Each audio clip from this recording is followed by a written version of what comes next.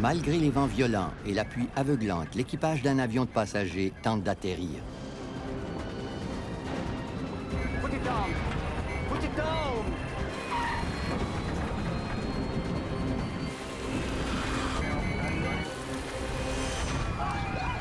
Après un atterrissage terrifiant, les gens à bord luttent désespérément pour survivre. La seule chose qui m'importait, c'était de retrouver ma fille Emily pour la protéger de l'explosion.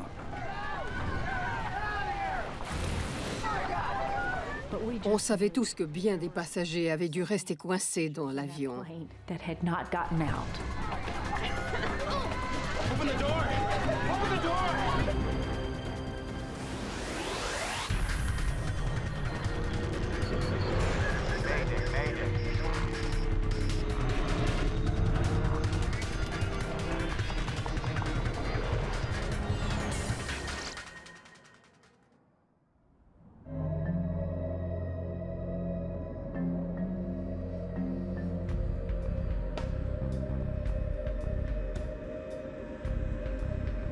Le mardi 2 août 2005, à l'aéroport Charles de Gaulle de Paris, 297 passagers montent à bord du vol 358 d'Air France à destination de Toronto. Bonjour. Far aisle, left-hand side. Philippe Lacaille voyage avec sa femme et 2 de ses 4 enfants.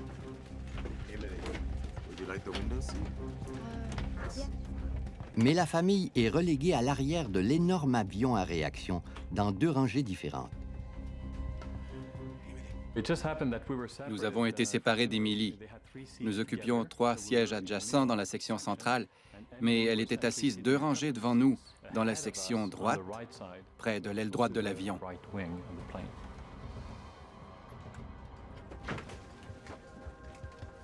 De son côté, Joan Cordery Bondoc rentre enfin chez elle après avoir fait un séjour en Asie.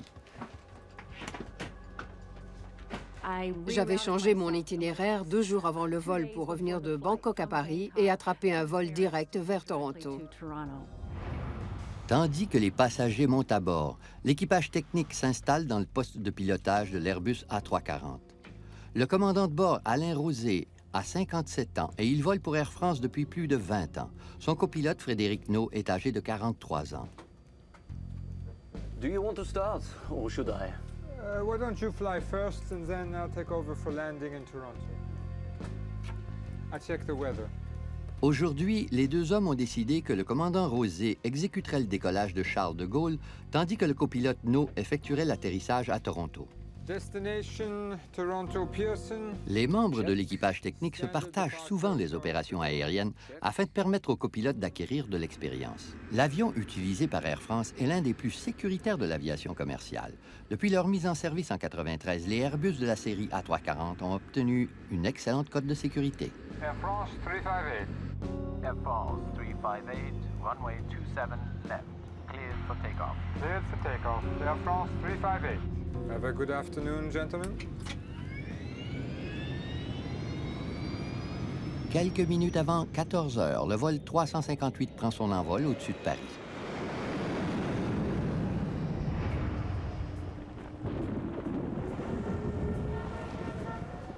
Même si Toronto est à des milliers de kilomètres de Paris, les amis et les proches des passagers du vol 358 s'organisent déjà pour aller les accueillir à l'aéroport. Audrey, I won't forget. I'll make sure to pick up Mom and Dad. No, I won't forget the 2 brats either. Get them all. Comme notre fils Julien passait l'été à Toronto, il devait venir nous chercher à l'aéroport. Sis, I'll give you a call as soon as I get in. Don't worry. I got it covered. Okay? All right. Talk to you soon. Bye. Center, we have a humidex advisory and extreme heat alert for Toronto, as well as a thunderstorm warning in effect for Toronto.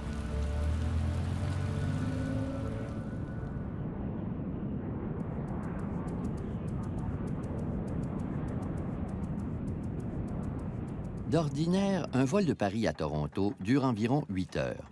Tandis que le vol 358 d'Air France s'approche du Canada, rien ne permet d'appréhender une catastrophe.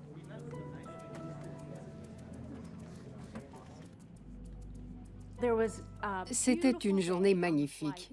Le soleil brillait et on ne voyait rien d'autre qu'un ciel bleu et des nuages immaculés.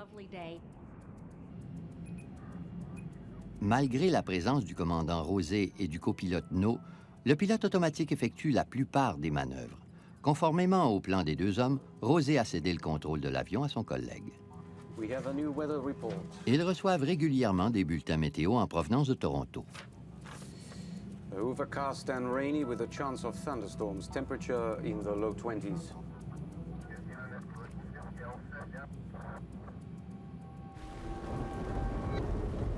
L'aéroport international de Toronto est au cœur de l'orage. Les pistes sont balayées par la pluie et le vent et les éclairs déchirent le ciel. C'est pourquoi les autorités aéroportuaires ont déjà mis l'aéroport Pearson en état d'alerte. Cela signifie que les dangers présentés par la foudre sont tels que le personnel de piste n'est pas autorisé à procéder à l'entretien des avions.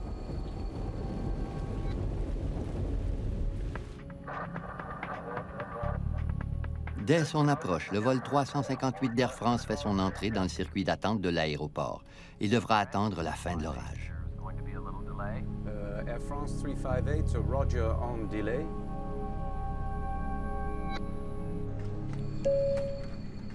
Ladies and gentlemen, this is your captain speaking.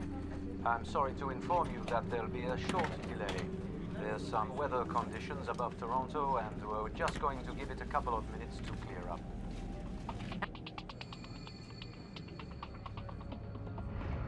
L'Airbus est maintenant en procédure d'attente au nord-est de Toronto.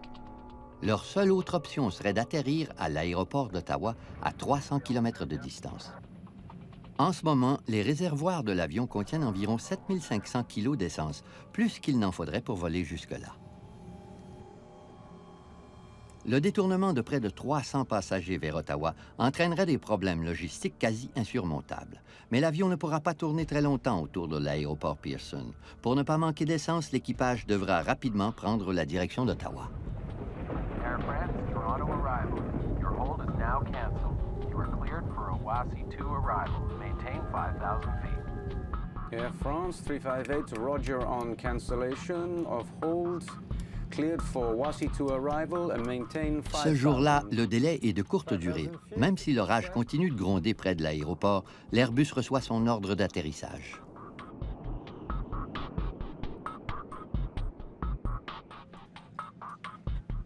Ladies and gentlemen, this is your captain speaking. Just wanted to let you know we're beginning our descent into Toronto at this time.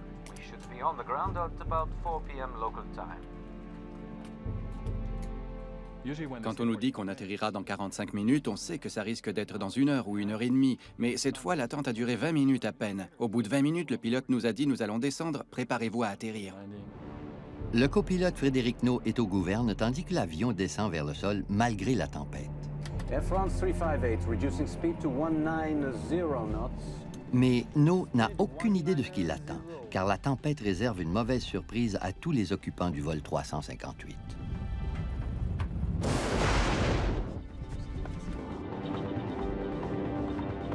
Flaps 2.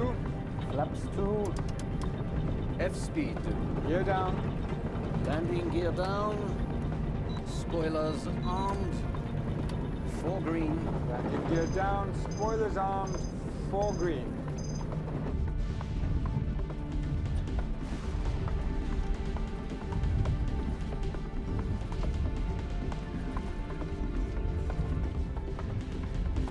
We'll be fine. Don't worry.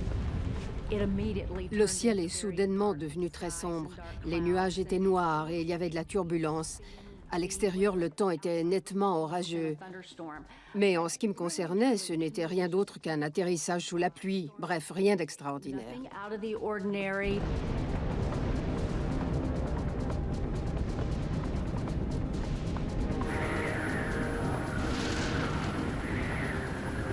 Air France 358, slow your final approach speed.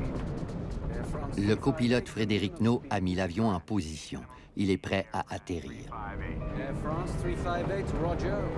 Flaps to full. Flaps full.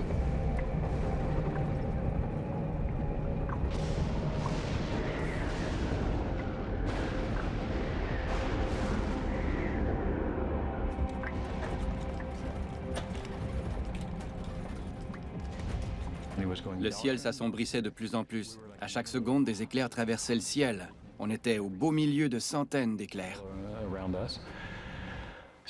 Les gens devenaient nerveux, même très nerveux. J'étais nerveux, moi aussi.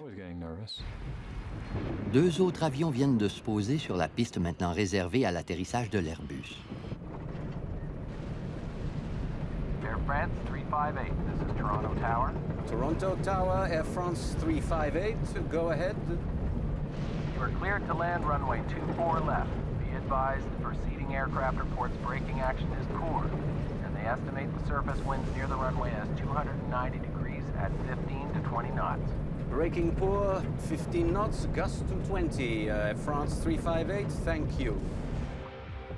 L'Airbus est dirigé vers la piste 24 gauche, ce qui lui permettra d'atterrir contre le vent. Mais cette piste longe la plus importante autoroute de la ville, qui se prépare à affronter la dense circulation de l'heure de pointe.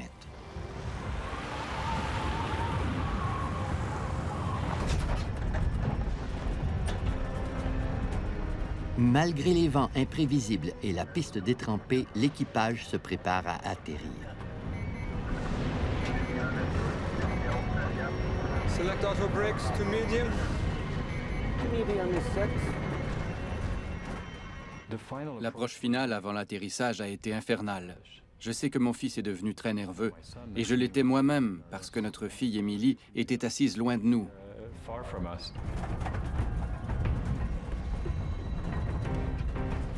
J'ai resserré ma ceinture de sécurité au maximum, car je m'attendais à une mauvaise expérience. L'avion allait se poser très brusquement sur la piste, où le pilote le ferait rebondir sur le sol, puis reprendre de l'altitude et survoler la piste une dernière fois. J'étais certaine que ce ne serait pas un atterrissage normal. Just a normal landing.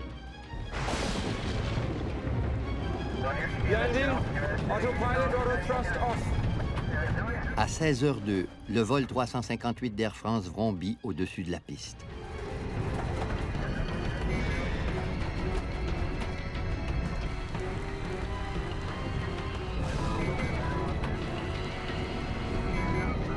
Put it down. Put it down.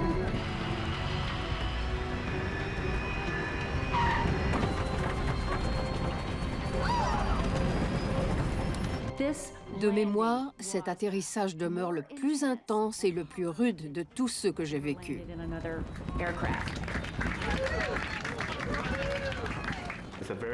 Ça a été un atterrissage très difficile. Ensuite, tout le monde s'est mis à applaudir et je me souviens qu'une femme assise à côté de moi a dit « C'était un atterrissage extraordinaire ».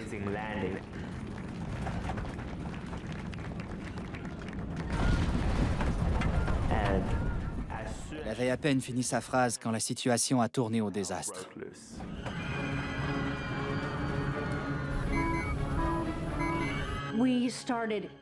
L'avion s'est mis à avoir des soubresauts violents. On aurait dit qu'on roulait à 160 km à l'heure sur une route crevassée de nids de poules d'1 mètre de profondeur.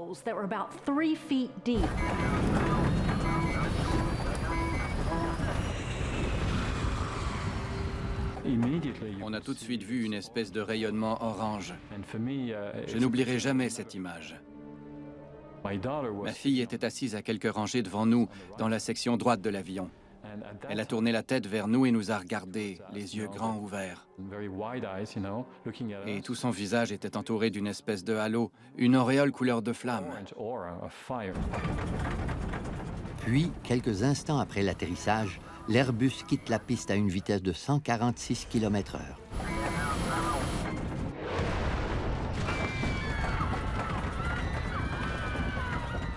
À ce moment-là, j'ai cru qu'on allait tous mourir.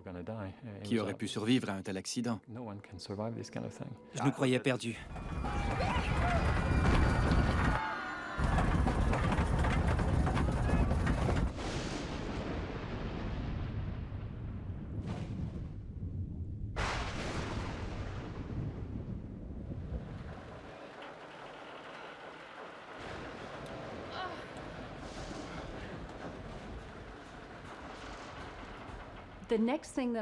Ensuite, j'ai entendu une communication radio. « Mesdames et messieurs, tout va bien, nous nous sommes arrêtés. » Tu parles. Bien sûr que l'avion s'était arrêté. Mais je savais que ça n'allait pas si bien parce que je sentais l'odeur du carburant. Tandis que l'odeur du carburant se répand dans la cabine, les passagers sont pris de panique.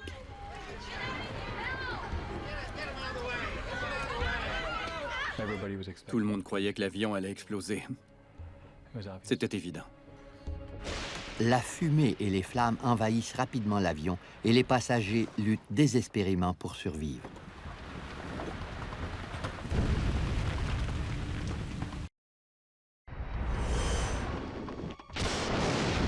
Un Airbus d'Air France vient de sortir de piste à l'aéroport international de Toronto et près de 300 passagers tentent d'évacuer l'appareil en flammes. On a entendu crier au feu à l'arrière. À ce moment-là, tout le monde a paniqué.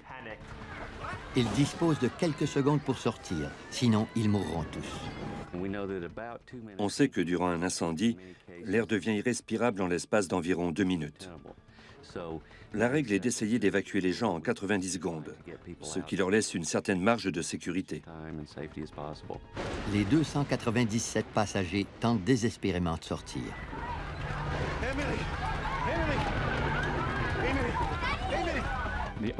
La seule chose qui m'importait, c'était de retrouver ma fille Emily assise à 2 rangées de la nôtre et de la couvrir de mon corps pour la protéger de l'explosion.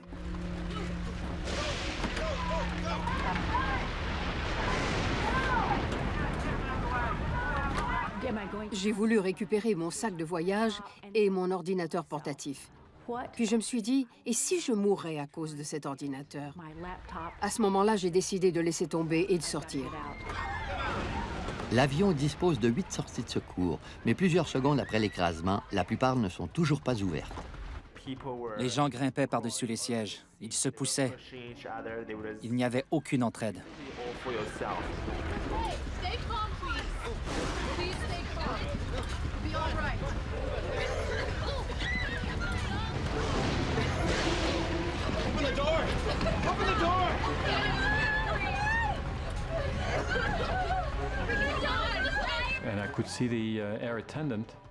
Je voyais que l'agente de bord hésitait à ouvrir la porte, parce que l'incendie était localisé exactement à cet endroit.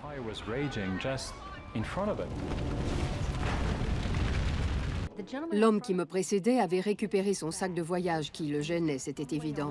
Il voulait l'emporter sur la glissière d'évacuation. Cet homme était assez corpulent et la glissière mal déployée n'atteignait pas le sol. Eddie Ho a trouvé une issue de secours, mais sans glissière d'évacuation. Les gens poussaient vers l'avant. Je ne pouvais pas m'arrêter.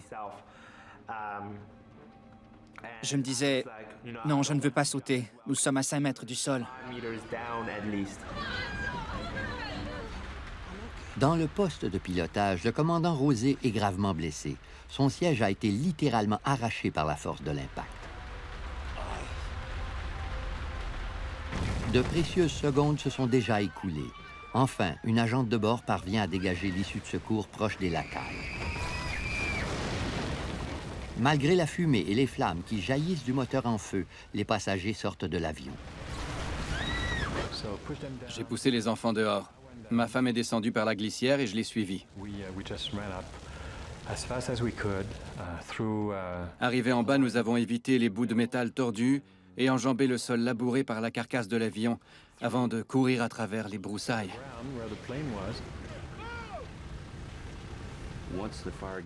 Quand un incendie éclate, l'intérieur d'un avion réagit à peu près comme celui d'une maison.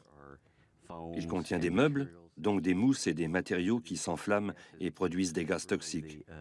C'est la cause principale des décès associés à un incendie.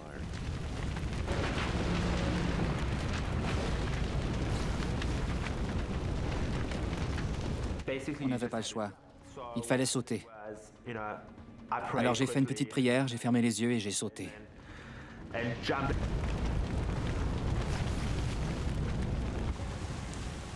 La famille Lacaille gravit péniblement la colline que l'avion a dévalée en catastrophe. À ce moment-là, l'avion a explosé. Une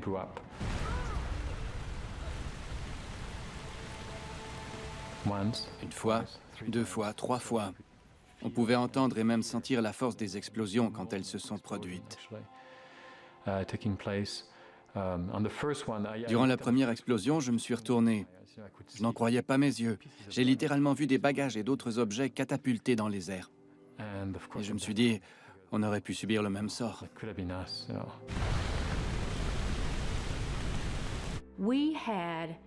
On avait une excellente vue de l'avion.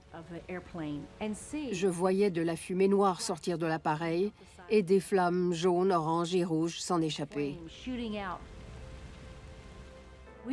Notre groupe était sain et sauf, mais on savait tous que bien des passagers avaient dû rester coincés dans l'avion.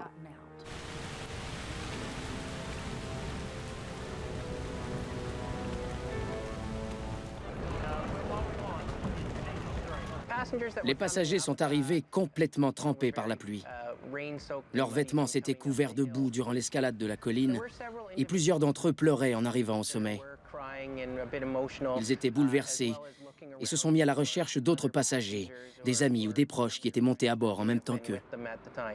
About 35 minutes ago, a plane ran off the runway at Toronto's Pearson Airport. Les stations de télé locales diffusent rapidement des images de l'accident. La fille des Lacailles, Audrey, est troublée comme bien d'autres en voyant les débris de l'Airbus. Elle a allumé sa télé et l'avion écrasé d'Air France a surgi à l'écran. Il a littéralement brûlé et même explosé sous ses yeux. 250 people on board. We have not had any reason to make a statement yet as to whether anybody has survived or escaped. Le fils aîné des Lacailles, Julien, attend la famille à l'aéroport. Il ignore ce qui vient de se passer. What? What do you mean, where am I? I'm at the airport waiting for mom and dad. Like, you... What? Julien n'était au courant de rien. Il nous attendait tout bonnement à l'aéroport quand sa sœur l'a averti. Elle a dit « Tu risques d'attendre longtemps. Leur avion vient de s'écraser. » Une des autoroutes les plus achalandées de l'Amérique du Nord longe l'aéroport. Aux heures de pointe, elle est bondée de milliers de véhicules. Mais aujourd'hui, les conducteurs ralentissent volontairement, fascinés par la vue d'un avion en flammes.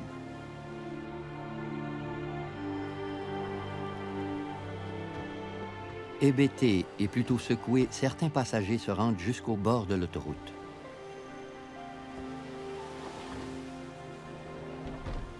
Des automobilistes arrêtent leurs voitures et les conduisent à l'aéroport.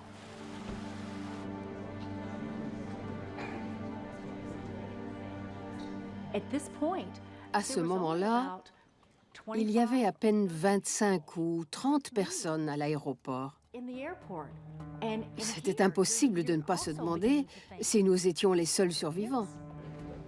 Tandis que les survivants arrivent par petits groupes, les autorités s'efforcent de faire le compte des passagers et de l'équipage. Ils étaient complètement désorganisés. Les haut-parleurs ne diffusaient aucun communiqué et on ne voyait aucun signe visible d'organisation. Nous étions tous entassés dans un recoin, certains passagers étaient en colère et il fallait attendre son tour. Certaines personnes ont dit « L'accident d'avion, c'était la première catastrophe. La seconde, c'est la façon dont ils se sont occupés de nous. »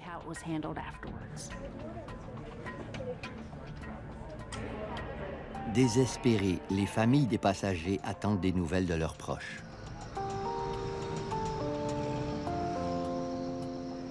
Julien Lacaille n'est pas le seul à craindre le pire. Pendant au moins 1h30, ils ont cru que nous étions tous morts, et c'est dommage. De notre côté, nous avons paniqué, et nous étions terrifiés, bien sûr. Mais nos familles ont eu peur bien plus longtemps. Durant tout ce temps, ils ont vraiment cru qu'ils ne nous reverraient jamais. Plusieurs heures après l'accident, les passagers attendus par des proches peuvent enfin les serrer dans leurs bras. Julian! Oh, you okay? Oh my God!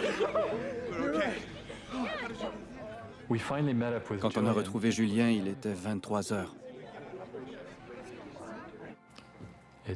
C'était... Nous avons eu tellement de chance. Nous avions de la chance d'être encore en vie. C'est difficile à expliquer, mais On a eu l'impression d'obtenir une deuxième chance. Mon fils aîné était là, et je ne lui avais peut-être pas dit assez souvent que je l'aimais. Ce soir-là, à l'aéroport de Toronto, c'était le bon moment. Ça a été un très beau moment, très touchant. Leur réunion a lieu en même temps qu'une douzaine d'autres. La vérification aura duré plusieurs heures, mais en début de soirée, Air France et les autorités aéroportuaires locales diffusent une nouvelle incroyable. Tous les passagers et les membres d'équipage du vol 358 sont sortis vivants de l'avion en flammes.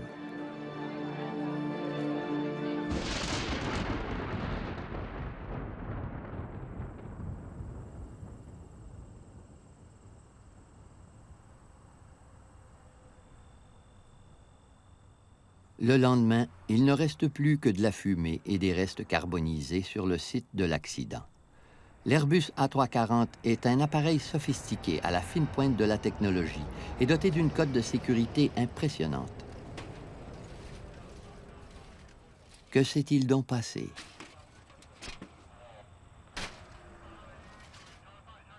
Le BST, le Bureau de la sécurité des transports du Canada, lance rapidement une enquête.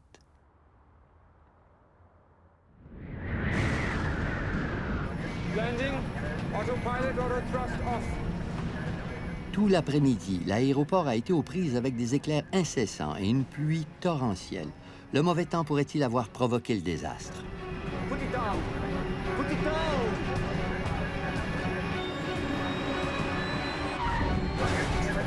Ni le commandant ni le copilote n'ont parlé de l'accident en public. À cause des poursuites qui ont été déposées peu de temps après, la ligne aérienne Air France a interdit à ses employés de parler aux médias. Mais Hervé Labarthe, un ex-instructeur de vol d'Air France, a pu parler au commandant Rosé. Et il m'a dit, donc ça c'est le fait que je ressors de cette conversation, il m'a dit avoir demandé au contrôle, ou plus exactement, avoir informé le contrôle que là, il était vraiment tout près d'envisager de dégager. Et ce qu'il m'a dit, c'est que le contrôle lui avait dit, lui avait répondu, on va ouvrir le terrain très vite. Deux avions s'étaient posés sur la piste 24 quelques minutes avant le vol 358. Et leur équipage technique avait informé le contrôle aérien des conditions d'atterrissage difficiles. Air France 358, Toronto Tower. Toronto Tower, Air France 358, go ahead. We're cleared to land runway 24 left. Be advised, preceding aircraft reports braking action is poor, and they estimate the surface winds near the runway as 290 degrees at 15 to 20 knots. Braking poor, 15 knots, gust to 20. Un vent de 20 nœuds est puissant, mais il n'excède pas les limites prescrites pour l'atterrissage d'un Airbus A340. Mais lorsque les enquêteurs du BST étudient les images radars de l'aéroport, ils découvrent une réalité bien différente. Au moment où le vol 358 atterrissait, une violente averse a traversé la piste du nord au sud, propulsée par une rafale d'environ 33 nœuds. Les deux pilotes d'Air France ont donc dû affronter des conditions atmosphériques bien plus mauvaises que celles qu'on leur avait annoncées. Landing, autopilot, auto thrust off. 33 nœuds, c'est la limite maximum de vent traversier spécifiée dans le cas du A340, et sur une piste sèche. Alors, quand on parle de 33 nœuds à 90 degrés, on empiète sur les limites de l'aéronef.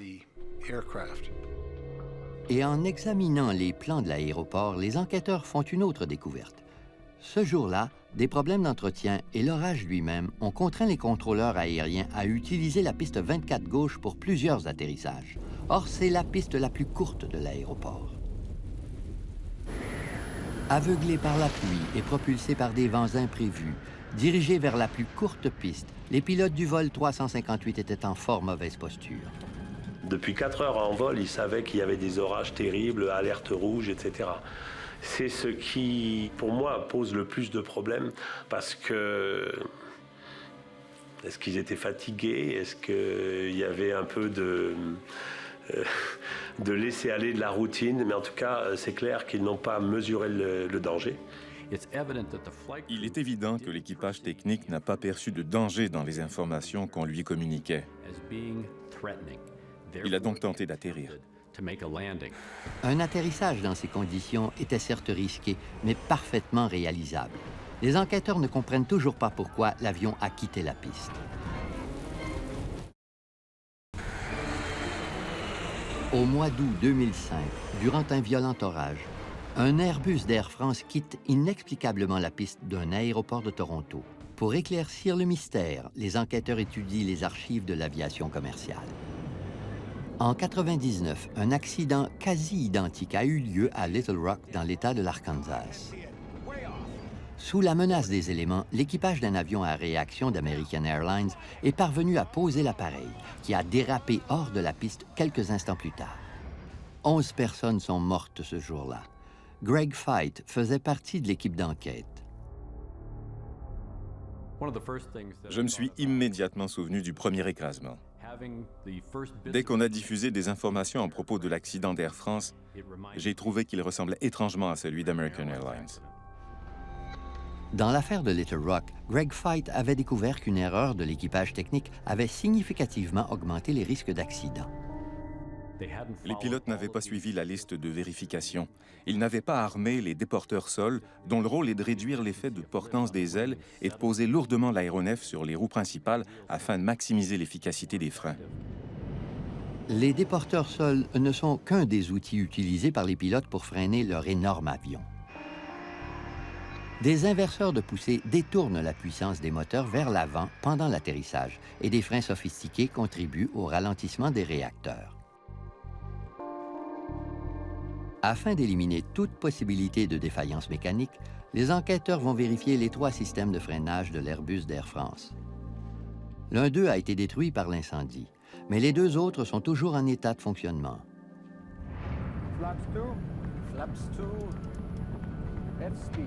À Toronto, les enquêteurs découvrent aussi que les déporteurs sol ont été bien utilisés, contrairement à Little Rock.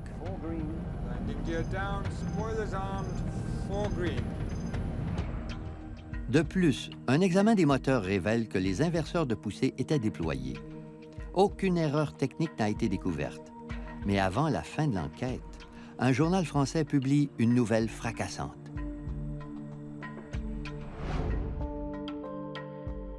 Le Figaro publie un article qui prétend que les inverseurs de poussée ont été mis en marche 12 secondes après que l'avion ait touché la piste. À ce propos, le commandant Rosé m'a donc confirmé ce fait. Et son explication était que son pilote était crispé et avait beaucoup de mal à contrôler l'avion en latéral à cause probablement des rafales de vent de travers et aussi parce que la piste était très glissante et que donc sa main était crispée sur les manettes des gaz. Ça empêchait aussi le commandant de le faire lui-même. Et les reverses ne sont pas sorties. Peu de temps après la diffusion de l'article, les enquêteurs publient leur rapport initial. Ils confirment la version des faits du Figaro. Le Bureau de la sécurité des transports du Canada révèle en effet que même si les inverseurs de poussée ont été découverts en position de fonctionnement, ils n'avaient pas été déployés dès l'atterrissage de l'Airbus. Ils n'ont atteint leur pleine capacité qu'au bout de 17 secondes de délai. Le rapport a soulevé la question du délai. Il m'est impossible d'en connaître la cause, mais je sais que normalement, les pilotes déploient les inverseurs de poussée le plus rapidement possible pour obtenir un ralentissement maximal.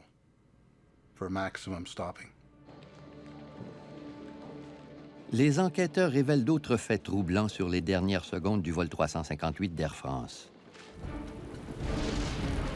Lorsque l'Airbus s'est approché de la piste, son altitude était 2 fois supérieure à la normale.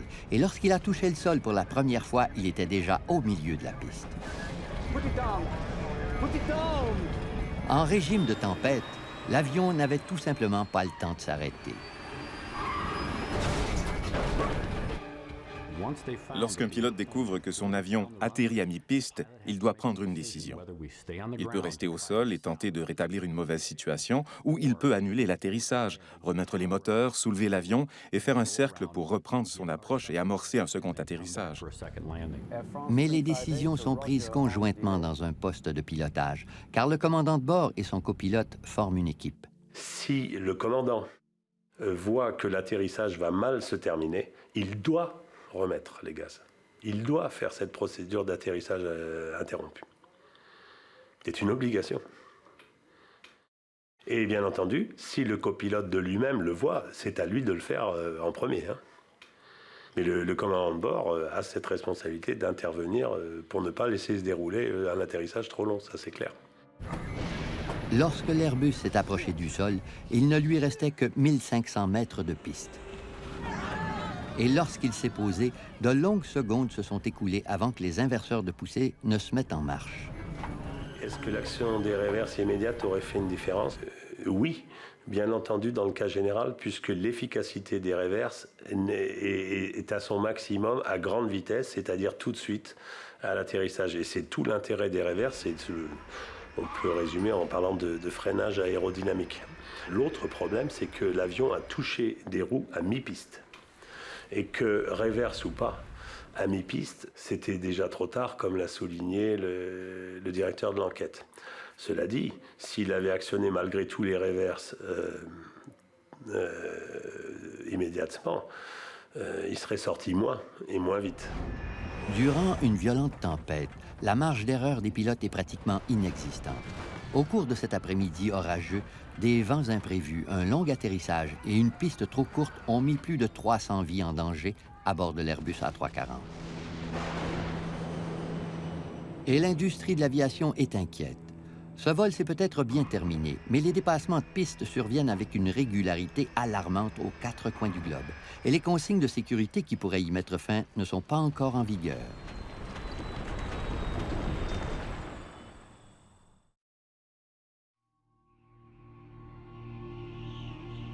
Au mois d'août 2005, le vol 358 d'Air France a dérapé hors de la piste d'un aéroport de Toronto. Malgré la gravité de l'accident, aucune mort n'est à déplorer. Mais l'Airbus est loin d'être le seul à avoir quitté sa piste cette année-là. Ailleurs dans le monde, 37 autres avions ont suivi son exemple. Et les causes de tous ces accidents sont remarquablement similaires. Un certain nombre de facteurs accompagnent généralement les dépassements de piste. Entre autres, les conditions météorologiques et l'état de la surface de la piste. Elle est souvent mouillée, verglacée ou couverte de neige. Une vitesse supérieure à la vitesse d'approche normale et qui n'est pas réduite au moment de l'atterrissage est un autre facteur courant. Au moins un de ces facteurs joue un rôle dans la plupart des dépassements de piste.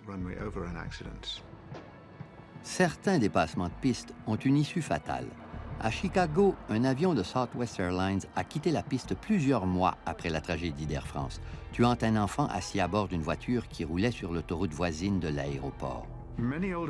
Plusieurs aéroports d'un certain âge, et surtout ceux des grandes villes dont le développement progressif a empiété sur le territoire de l'aéroport, ne disposent pas d'espaces propices au dépassement de piste.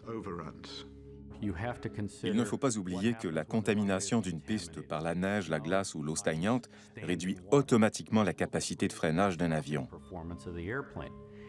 De plus, le vol d'Air France a subi l'effet d'un vent arrière très puissant. Un tel vent combiné à une piste contaminée peut facilement réduire la performance d'atterrissage. On parle d'une augmentation du facteur de risque de 50%. L'Organisation de l'aviation civile internationale préconise une zone de sécurité de 300 mètres au bout des pistes qui accueillent les vols internationaux. Mais les normes canadiennes sont moins strictes. Elles exigent une aire de dépassement de piste de 60 mètres et suggèrent l'inclusion de 90 mètres supplémentaires. La piste 24 gauche remplissait le minimum de ces exigences. Il y a eu un autre dépassement de piste à Toronto, sur une piste très semblable à la 24 gauche. En 1978, après avoir raté son décollage, un DC-9 d'Air Canada s'y est jeté dans un ravin. Well, the plane started to break, and then there was just nothing, and then we dropped over the edge. There was about a 50-foot drop, I guess, at the end of the runway. We just went over the top, and then there was a heck of a bang, and people and seats all over the place. En 1978, 2 personnes sont mortes dans l'accident du vol d'Air Canada. Le rapport d'enquête du coroner recommandait le remblayage du ravin, mais ces recommandations n'ont pas été suivies. La pente était assez raide et la dénivellation était d'environ 15 mètres. Si vous prenez un gros appareil fragile et complexe comme un avion commercial et que vous le faites tomber d'une hauteur de 15 mètres, eh bien, il va se briser. Il existe une solution au problème des dépassements de piste, mais elle n'est pas appliquée à Toronto, ni dans la plupart des aéroports internationaux. Il s'agit de l'EMAS, le système d'arrêt d'aéronefs de sol meuble. On étale cette pierre ou ce gravier artificiel jusqu'à une certaine profondeur.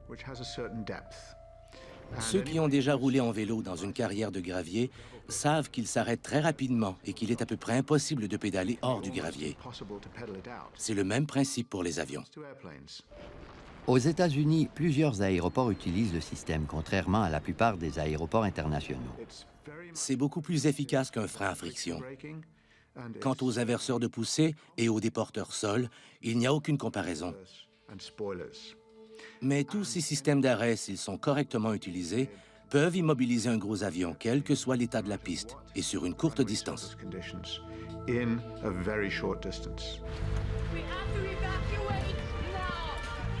Néanmoins, une directive de sécurité aérienne cruciale a été respectée durant l'écrasement du vol 358. Malgré la fumée et la progression de l'incendie, l'équipage de l'avion endommagé a fait sortir tous les passagers en l'espace de 90 secondes. C'est presque un miracle que tous ces gens aient pu évacuer l'avion aussi rapidement avant qu'il ne soit incinéré. Le vol d'Air France est digne de mention parce que tout le monde s'en est sorti relativement indemne.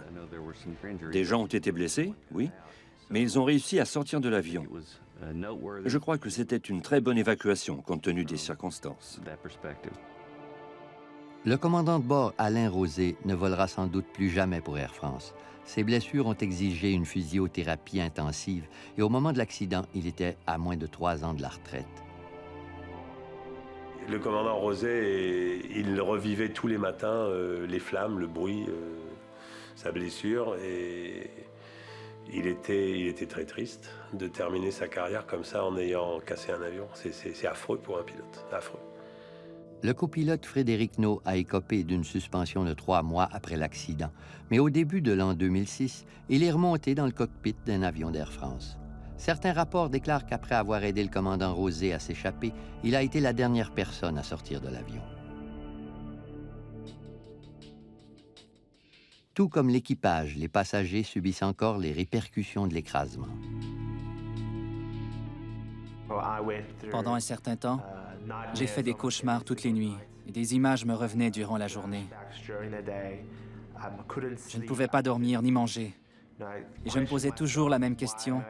Pourquoi suis-je ici? Une telle vulnérabilité est terrifiante. Mais elle m'a appris à être fort.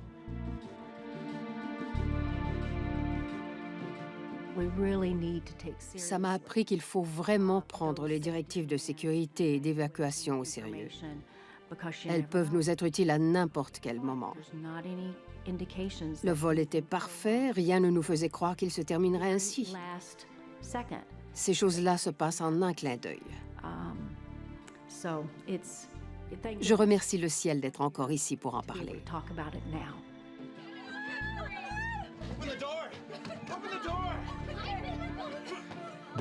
L'accident a eu des conséquences, bien sûr, certaines négatives, d'autres très positives. L'aspect négatif, ça a été de se dire « Seigneur, je vais mourir, c'est horrible ». Ensuite, j'ai fait des cauchemars, j'ai été traumatisé, et mes enfants aussi.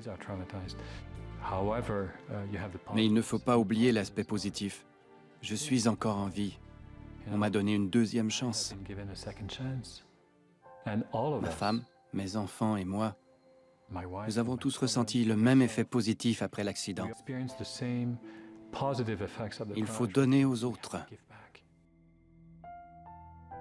C'est une expérience très thérapeutique. Plus on donne aux autres, mieux on se sent. Je me dis que si j'ouvre mon cœur à mon prochain, j'en tirerai sûrement un bienfait, moi aussi.